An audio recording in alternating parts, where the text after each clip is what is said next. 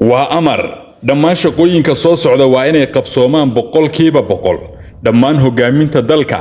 laga bilaabo madaxda deegaanada ilaa tuulooyinkii iyo xaafadaha ayaana laga rabaa oo ay u taalaa sidii ay boqolkiiba boqol u fulin lahaayeen amaradan aqoonsiga qaranka ee fayda national ID waa in la gaarsiiyo magaalooyinka ilaa tuulooyinka waliba la hubiyo shacabka oo idin ilaa ay ka wada qaadanayaan waana in boqolkiiba boqol la fuliyo barnaamijka Itokodris waa qodob muhiim u ah qaranka sidaas awgeed il gaar ah waa in loo yeesho si buuxdana loo fuliyo oo la buuxiyo yoolka ah boqolkiiba boqol inuu qabsoomo mashruuca marinada magaalooyinka ee corridorska ee lagu bilcinayo magaalooyinka caasimadaha ah waa in la dhameystiro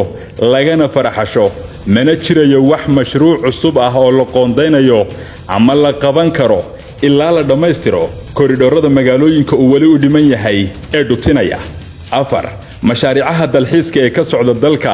ee uu ku jiro mashruuca Shabeelle Resort ee DDS waa in la dhameystiro keliyana ma aha in la dhameystire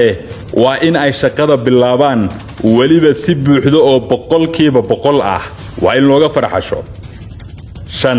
waa qasab hogaaminta deegaanada ilaa tuulooyinka waa inay hirgeliyaan doorashada soo aadan oo ay qasab tahay inay noqoto mid nabad ah xor iyo xalaalna ah mana jirayo wax cudurdaar ama marmarsiyo ah oo si nabad deegaan gobol degmo ama qabale ay uga baaqan karto doorashadani wax xaalad ah oo hor istaagi karta ama loo joojinayaan haba yaraatee ma jirto waana in ay boqolkiiba boqol qabsoonto doorashada sanadkani sida loo qorsheeyayna ay u dhacdo adeegyada dawladdu haysa shacabka iyo madaxda u adeegaysaba waa in dib loo habeeyo lagana tiro turxaanta si buuxda iyo hufnaana loogu adeega shacabka la ilaaliyo dareenka shacabka lagana shaqeeyo danaha shacabka iyo raaligelintooda waa in khadka laga saaro dhammaan hogaaminta iyo adeegsiyaasha shacabka ee ku sifaysan musuqa cagajiidka xigtaysiga aniga lehda iyo mas'uul kasta oo nacsiinaya shacabka dawladnimada kana horkeenaya waana in laga takhaluso wax kasta oo caqabad ku ah shacabka qanaacadooda amarkan culus ay Wasaare Abiy si toos ah u faray dhammaan hogaaminta xisbiga barwaaqo laga bilaabo madaxweynayaasha deegaanada